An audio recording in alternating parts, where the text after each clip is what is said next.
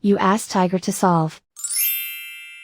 This deals with linear equations with one unknown.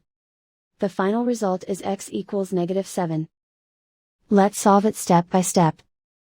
Simplify the expression. Group like terms. Simplify the arithmetic.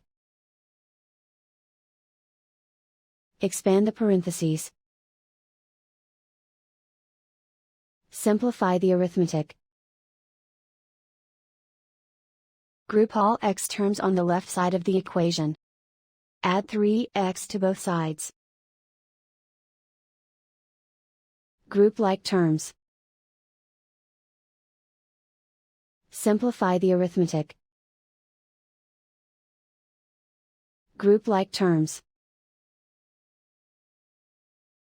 Simplify the arithmetic. Group all constants on the right side of the equation. Subtract 68 from both sides. Simplify the arithmetic.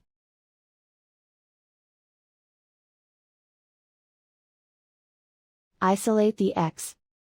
Divide both sides by 8. Simplify the fraction. Find the greatest common factor of the numerator and denominator. Factor out and cancel the greatest common factor. And so the final result is x equals -7.